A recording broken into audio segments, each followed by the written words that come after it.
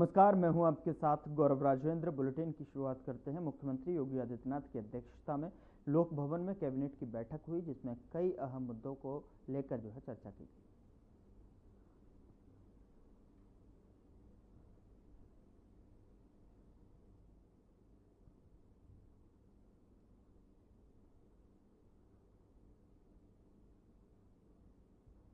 मुख्यमंत्री योगी आदित्यनाथ ने क्रांतिकारी सुखदेव की जयंती पर उन्हें सोशल मीडिया पर पोस्ट कर श्रद्धांजलि दी। सीएम योगी ने लिखा कि महान स्वाधीनता संग्राम सेनानी, अद्वितीय क्रांतिकारी, अमर बलिदानी सुखदेव को उनकी जयंती पर विनम्र श्रद्धांजलि। मातृभूमि के लिए आपका सर्वोच्च बलिदान युवाओं में राष्ट्र सेवा का चेतना और दीप्तमान रखेगा।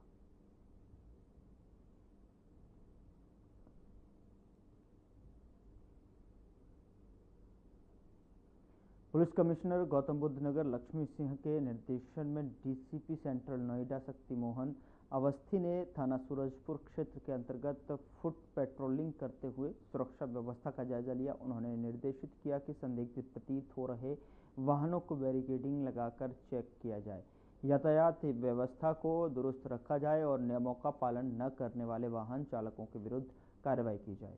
साथ ही उन्होंने सभी पीसीआर और पीआरवी वाहनों को लगातार भ्रमणशील रहते हुए सुरक्षा व्यवस्था सुनिश्चित रखने का भी निर्देश दिया।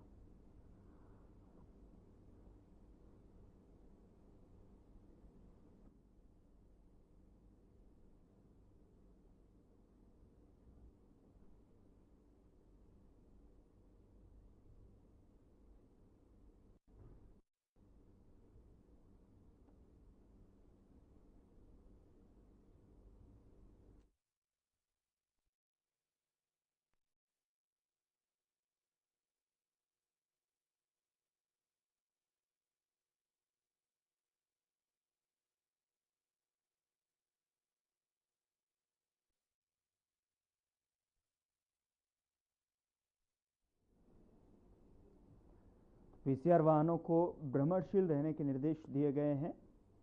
जहां पर आप देख पा रहे हैं, डीसीपी ने सुरक्षा व्यवस्था का जायजा लिया है और यहां पर जायजा लेते हुए संदिग्ध वाहनों के चेक करने के भी निर्देश दिए गए हैं और साथ ही पीसीआर वाहनों को भ्रमणशील यानी कि मूवमेंट में रहते हुए उसका निर्देश दिया गया है। डीसीपी ने सुरक्षा व्यवस्था को लेकर भी स्थिति का जायजा लिया।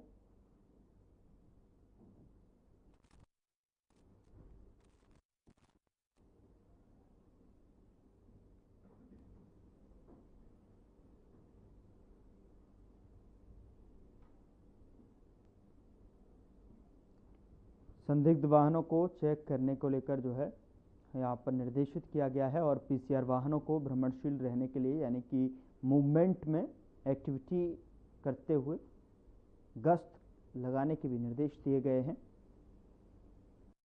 और पीसीआर वाहनों को भ्रमणशील रहने के निर्देश दिए गए।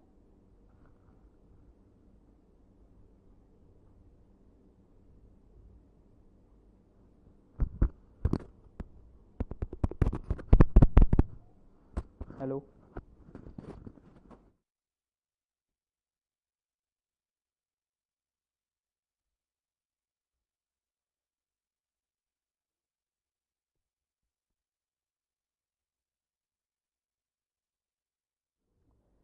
तो गौतम बुद्ध नगर से ये खबर है, जहां पर डीसीपी ने सुरक्षा व्यवस्था का जायजा लिया है और साथ ही साथ यहां पर पीसीआर वैन को संदिग्ध वाहनों की चेकिंग और पीसीआर वैन को यहां पर मूवमेंट में रहने के लिए, भ्रमणशील रहने के लिए निर्देश दिए हैं।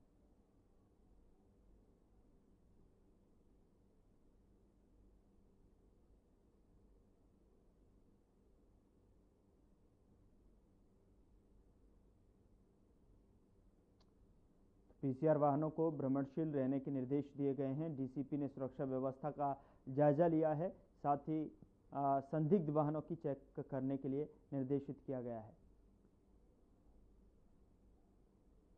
लोकमाता पूज्य देवी अहिल्याबाई होलकर के त्रिशताब्दी स्मृति अभियान के अंतर्गत प्रदेश कार्यशाला का आयोजन किया गया और इस कार्यशाला में देवी अहिल्याबाई होलकर के जीवन और कार्यों पर चर्चा की गई।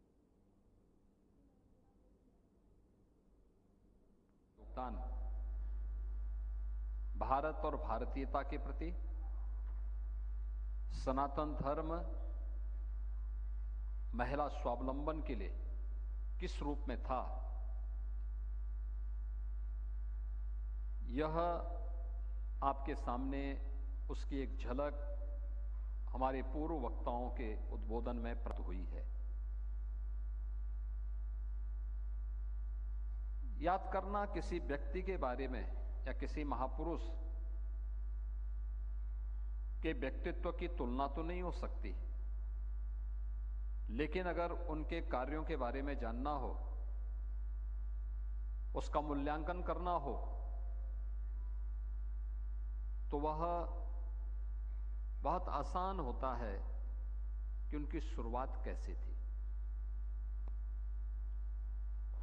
महारानी अहिल्याबाई होलकर ने सत्ता संभालने के बाद बहुत स्पष्टता के साथ उद्घोषणा की थी कि मेरा पथ धर्म का पथ है, धर्म का पथ ही न्याय का पथ है, और न्याय का पथ ही हमें सर्वशक्तिमान और समर्थ बनाने में सहायक हो सकता है। और उसी भाव के साथ उन्होंने उस कालखंड में मालवा के माध्यम से सनातन धर्म की पुनर्स्थापना में अपना योगदान किया, जिनके उस विशाल और विराट व्यक्तित्व के प्रति कृतज्ञता ज्ञापित करते हुए। और आपको सीधे लिए चलते हैं लखनऊ, जहां पर मंत्रिपरिषद की बैठक हुई है, और इस बैठक के बाद में जो वित्त मंत्री सुरेश खन्ना ने संबोधित किया है, क्या कुछ कहा, आइए आपको सुनाते हैं।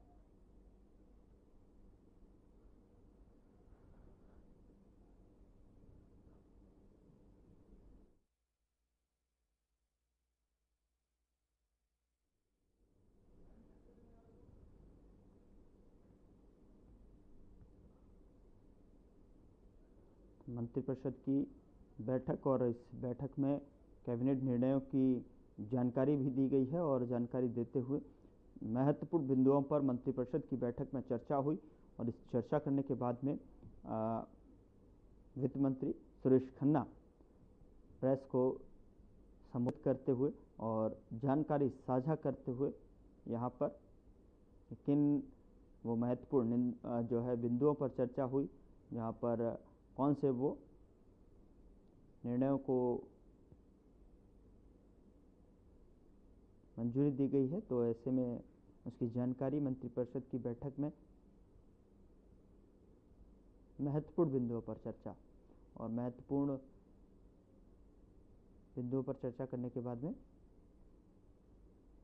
वित्त मंत्री सुरेश खन्ना ने प्रेस वार्ता की, और प्रेस वार्ता के दौरान उन सभी बिंदुओं को सिलसिलेवार तरीके से प्रेस के सामने रखा।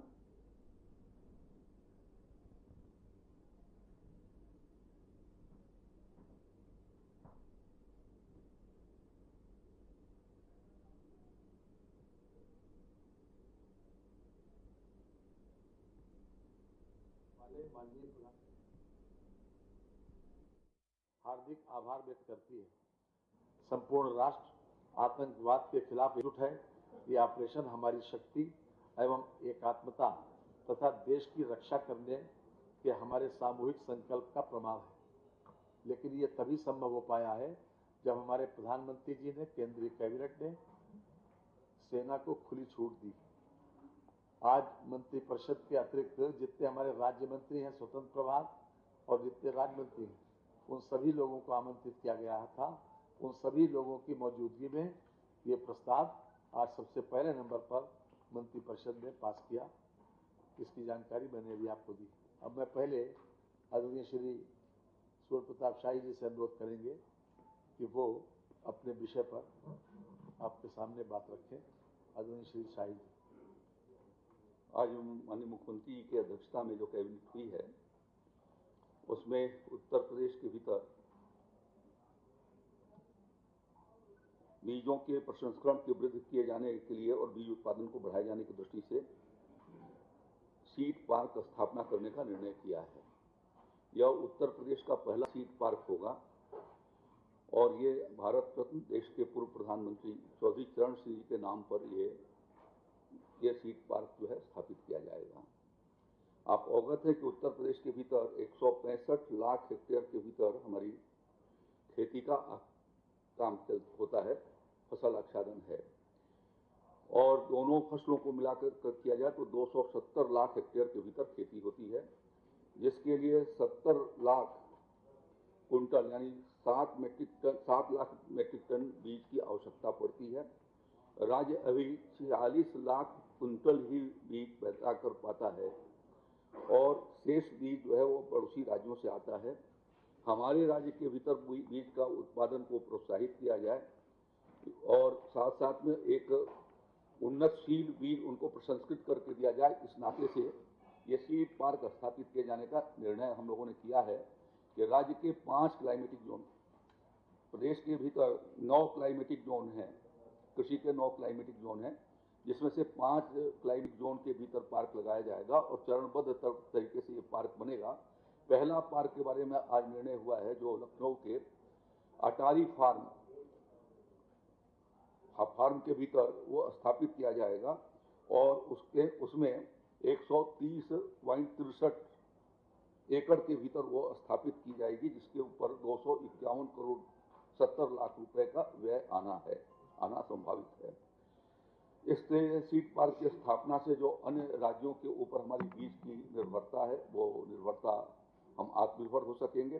इसके अलावा पड़ोसी राज्यों को भी हम बीज निर्यात कर सकेंगे और साथ साथ में जो हमारा सीड का कारोबार राज्य के भीतर है वो सीड का कारोबार लगभग 6500 करोड़ से लेकर के 7000 करोड़ रुपए के बीच का है।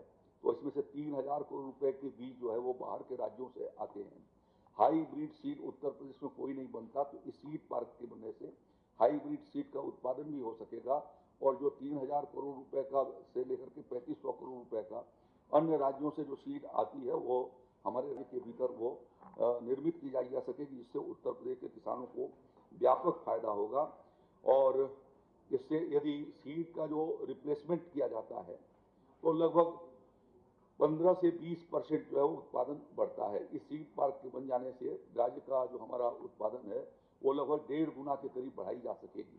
इस नाते योगी जी की सरकार निर्णय किया है कि हम उत्तर प्रदेश में सीड पार्क बनाएंगे और चरणबद्ध तरीके से हम आगे के दिनों में पश्चिमी उत्तर प्रदेश के भीतर मध्य जोन में, फिर तराई जोन के भीतर और बुंदेलखंड में, इस मध्य जोन के भीतर लखनऊ में स्थापित हो रहा है।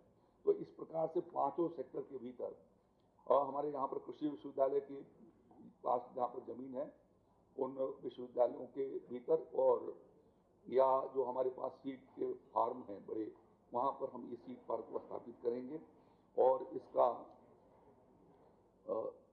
ये 30 साल के लिए सीड उत्पादक कंपनियों को ये लीज के रूप में दी जाएगी। उसको 90 वर्ष तक की अवधि तक उसको बढ़ाया जा सकेगा। लोगों को प्रत्यक्ष और 3000 लोगों को अप्रत्यक्ष रोजगार प्राप्त हो सकेंगे। 5 सीड पार्क जब बन जाएंगे तो 6000 लोगों को प्रत्यक्ष और 15000 लोगों को रोजगार स्थापित हो सकेगा और इससे प्रदेश के भीतर गुणवत्तापूर्ण बीज उत्पादन करने में हमारा प्रदेश आत्मनिर्भर होगा और साथ साथ में जो सीड रिप्लेसमेंट रेट है वो उससे बढ़ाई जा सकेगी। तो यह एक महत्वपूर्ण फैसला आज किसानों के पक्ष में सरकार ने किया है। बहुत बहुत धन्यवाद शाही जी। अब मैं आदरणीय श्री A.K. शर्मा जी से अनुरोध करेंगे कि आज के देखिए इसकी प्रक्रिया शुरू हो गई है और 2 वर्ष के भीतर मैं अनुमान करता हूँ अब जमीन के आवंटन के काम प्रारंभ होंगे, तो वो बीड लेवल पर जो मैक्सिमम रेट उसको देंगे तो उनको उसका आवंटन होगा। 36 कंपनियों ने इसके भीतर रुचि जाहिर किया था, जब हम लोगों ने उसके लिए उनसे आशय पत्र मांगे थे। 36 कंपनियों ने उसमें किया, जिसके भीतर देश के बड़ी बड़ी कंपनियों ने भी, जिसके मोजीवीडू है, वाइन है, पाइनियर है, ऐसे लोगों ने भी आवेदन पत्र दिया है, अपनी अभिरुचि दिखाई उत्तर प्रदेश के भीतर। धन्यवाद। धन्यवाद सर। नगर विकास विभाग के 2 प्रस्ताव आज माननीय मंत्रिपरिषद ने माननीय मुख्यमंत्री जी की अध्यक्षता में स्वीकृति दिया है। दोनों ही प्रस्ताव Atal mission for rejuvenation and urban transformation अर्थात अमृत जो योजना है हमारी, इससे संबंधित है दोनों ही प्रस्ताव। ये योजना भारत सरकार ने 2016 से शुरू किया था, उन्हीं के समर्थन से फंडिंग उनकी भी आंशिक है, उनके समर्थन से ये योजना चलती है। और विशेष रूप से जलापूर्ति, सीवरेज, पार्क निर्माण और ग्रीन स्पेस की परियोजनाओं, पेयजल सहित ये योजना लागू पड़ती है नगरीय निकायों में। अमृत एक योजना में कुल 328 कार्य लिए गए थे 60 निकायों में, जिनमें से 307 पूरे हो चुके हैं, 21 गतिशील हैं। और उसी प्रकार अमृत 2 योजना में जो वर्तमान में चल रही है, उसमें भी 372 निकायों में 519 काम लिए गए हैं, जिनमें पेयजल के काम हैं, सीवरेज के, वाटर रीयूज के काम है, पार्क और ग्रीन स्पेस के काम है, वाटर बॉडी के काम है। एक अनुभव ये आया कि जो फंडिंग पैटर्न है जो इस योजना का, उसमें 2024 के पहले 30% निकायों, 10 लाख से ऊपर वाले निकायों को अर्थात बड़े निकायों को देना होता था, और 20% 1 लाख से 10 लाख तक के निकायों को देना होता था। पिछले साल 2024 में लगभग 1 साल पहले 26 जून 2024 को माननीय मंत्रिपरिषद की, माननीय मुख्यमंत्री जी की मंजूरी से, माननीय वित्त मंत्री जी के पास से हम लोगों ने प्रस्ताव रखा था कि ये 30% ज़्यादा होता है, उसको घटा करके 15%, 10% और 10% कर दिया जाए। 10 लाख से अधिक वालों का 15, 1 से 10 वालों का 10 और 1 लाख से भी कम वालों का 10%। लेकिन उसके कार्यान्वयन में भी हमें थोड़ी दिक्कत लगी।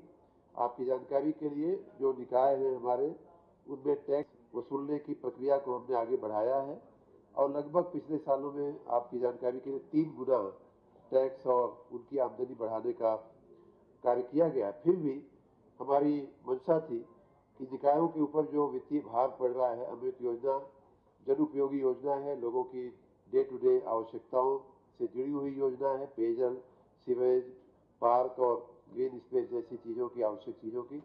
तो इसलिए निकायों का जो अंश है, जिसको देने में कई निकाय असमर्थ हो जा रहे हैं, उसको और भी घटाया जाए। तो आज का हमारा प्रस्ताव था कि जो अभी वर्तमान में जिसको हमने 15% रखा है, 10 लाख से अधिक के निकायों वाला, उसको 8% कर दिया जाए। जो अभी वर्तमान में 10% निकायांश है 10 लाख तक के नगर निकायों का, उसको घटा करके 4% कर दिया जाए।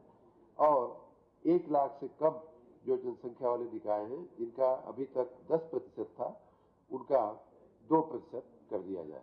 इस प्रस्ताव को माननीय मंत्रिपरिषद ने मंजूरी दिया।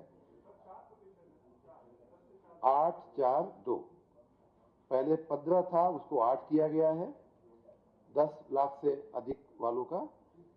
जो 10 था वो 4 किया गया है 10 लाख तक की जनसंख्या वाले नगर निकायों का, और 1 लाख से 10 का जो 10 था उसको 2 किया गया है। 8-4-2 होगा। अब उसी से जुड़ा हुआ एक प्रस्ताव ये भी था हमारा दूसरा प्रस्ताव, और इसलिए जो हम लोगों ने व्यवस्था की है, उससे लगभग 1400-1500 करोड़ रुपए का अतिरिक्त बोझ राज्य सरकार पे आएगा। लेकिन निकायों को बहुत बड़ी राहत हो जाएगी। वो निकाय भी इस योजना का लाभ ले सकेंगे जिनके पास वित्तीय संसाधनों की थोड़ी कमी रहती है। उसी से जुड़ा हुआ एक अलग प्रस्ताव ये था कि अमृत 1 में, जैसा कि मैंने बताया कि 328 योजनाएं कार्यान्वित हो चुकी हैं, उसमें हमारे जो निकाय थे जिन्होंने इसका लाभ लिया था, 60 निकाय थे। उसमें उन लोगों को जो उनका निकायांश था वो देने में दिक्कत आ रही है, तो उसको हम लोगों ने कहा है कि इसका जो राज्य का जो वित्त आयोग का जो पैसा होता है, 89.81 करोड़, लगभग 90 करोड़ रुपए की धनराशि एक तरह से उनको माफ की जा रही है। और वो धनराशि जो है हम लोग वित्त आयोग की जो लमसम रकम आती है उसमें से कटौती करके उसका हम लोग समायोजन कर लेंगे। और तो ये इन दोनों प्रस्तावों से, एक तो हम आगे के लिए निकाय का अंश जो है, निकाय का योगदान घटा रहे हैं और लगभग आधा से भी कम कर रहे हैं, और दूसरा कि अमृत 1 योजना के जो भी एरियर था निकायों पर लगभग 90 करोड़ रुपए का, उसे एक तरह से हम माफ करने का प्रस्ताव लेकर के मंत्रिपरिषद में गए थे, जिसे माननीय मंत्रिपरिषद ने मंजूरी दिया। जी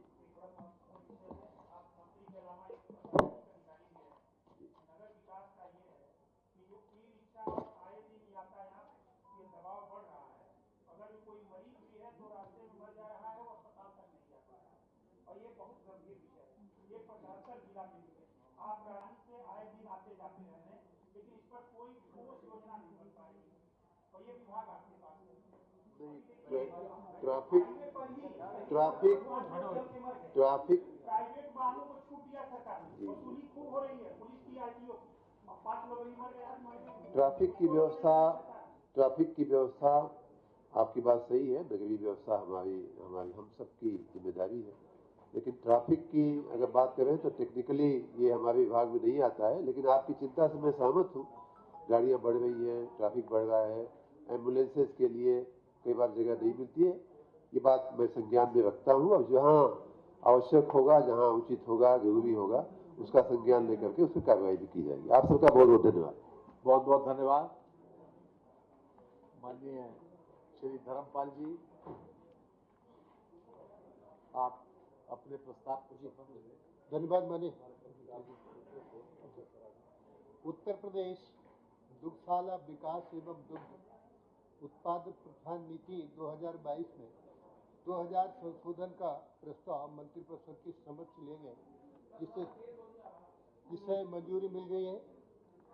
प्रदेश में दुग्ध आधारित उद्योगों की स्थापना को प्रोत्साहित करने एवं विद्यमान प्रसंस्करण क्षमता में वृद्धि, तकनीकी उच्चीकरण तथा सूचना तकनीक का उपयुक्त प्रयोग व क्षमता का विकास करते हुए डेयरी सेक्टर के समस्त स्टेक होल्डर्स के लिए अधिकाधिक लाभ सुनिश्चित करने के लिए उत्तर प्रदेश दुग्धशाला विकास एवं दुग्ध उत्पाद प्रोत्साहन नीति 2022 में संशोधन लाए हैं। इसमें प्रदेश में निवेश को प्रोत्साहन मिलेगा और छोटे निवेशक भी आएंगे।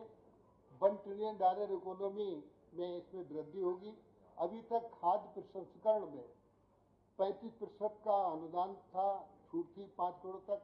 हमारे यहाँ 10% का अधिकतम अनुदान था, 5% हम ब्याज लेते थे, उसमें अनुदान देते थे। अब इसको बढ़ाकर खत्म करके 35% ही कर दिया है। 5 करोड़ का अनुदान पहले देते थे, ब्याज उपादान वगैरह, अब इसको हम 5 करोड़ ही देंगे। तो नवीन दुग्ध प्रसंस्करण इकाई स्थापना में ये सब बदल कर 10% की जगह पूरा पूंजीगत अनुदान 35% करते हुए 5 करोड़ तक की सुविधा देंगे, जो पहले भी थी। इससे ये लाभ होगा कि छोटे निवेशक जो 20 करोड़ तक के थे वो तो हमारे पास रह जाते थे और ऊपर के निवेशक दुग्ध प्रसंस्करण में खाद्य प्रसंस्करण के अंदर चले जाते थे। अब हमारे दुग्ध विकास में भी ज़्यादा पूंजी निवेश होकर $1 ट्रिलियन इकोनॉमी में सहयोग मिलेगा। दूसरा, ब्याज उपादान नवीन पशु आहार इकाई स्थापना में भी 35% का अनुदान और 5 करोड़ तक की धनराशि पर देंगे। इसे दुग्धशाला के अंदर तकनीकी उन्नयन, इस पर भी 35% का अनुदान देते हुए 2.5 करोड़ पर देंगे। दुग्धशाला के बाहर फील्ड में नवीन टेक्नोलॉजी, इसमें भी 35% का अधिकतम अनुदान देते हुए 1 करोड़ तक का देंगे। कोल्ड चेन की स्थापना में इसमें भी परिवर्तन कर दिया है, 35% का पूंजीगत अनुदान के साथ 1 करोड़ तक का देंगे। मूल्य संवर्धित दुग्ध उत्पादन बनने वाली इकाइयों को ब्याज उपादान, इसमें भी परिवर्तन हुआ, 50% अधिकतम और 50 करोड़ तक देने का है। इससे सभी उद्यमियों को समान अवसर मिलेंगे, छोटे निवेशकों को भी लाभ मिलेगा, रोजगार के अवसर बढ़ेंगे और उत्तर प्रदेश में हमारे दुग्ध विकास में पूंजी निवेश होगा। इसके लिए हम लाए। बहुत बहुत धन्यवाद। माननीय नंदी जी, इंडस्ट्रियल डेवलपमेंट विभाग के 2 प्रस्ताव हैं, उसके विषय में माननीय नंदी जी आपको अवगत कराएंगे। सभी को नमस्कार। माननीय मुख्यमंत्री जी की अध्यक्षता में आज हुई कैबिनेट की बैठक में, जैसा कि आप सब विदित हैं, इंडस्ट्रियल डेवलपमेंट में दिन प्रतिदिन एक नए कीर्तिमान स्थापित किए जा रहे हैं। अवस्थापना एवं औद्योगिक निवेश नीति 2012 के अंतर्गत निर्गत LOC के क्रम में messrs RCCPL private limited Raebareli को जो पहले पीपीसी सीमेंट पर ही उसके प्रस्ताव में था कि उसको जो भी सब्सिडी है मिलेगी, तो उसमें सुधार करते हुए उसको ओपीसी भी ले लिया गया, क्योंकि पीपीसी ओपीसी सीमेंट जो एनआईसी कोड है उसमें भी और जीएसटी के कोड में दोनों एक है। तो सिंपल सा ये वो था, वो जो एम्पावर्ड कमेटी की 21/12/2024 को बैठक हुई, उसमें यह संस्तुति की गई। अतः मिसेस RCCPL के पक्ष में पूर्व में निर्गत एलओसी में पीपीसी उत्पाद के साथ ओपीसी को सम्मिलित करते हुए संस्तुति किए जाने की माननीय परिषद को अनुमोदन प्राप्त करने के लिए था, जिस पर आज माननीय मुख्यमंत्री जी की अध्यक्षता में इस पर अनुमोदन प्रदान किया गया। दूसरा प्रस्ताव है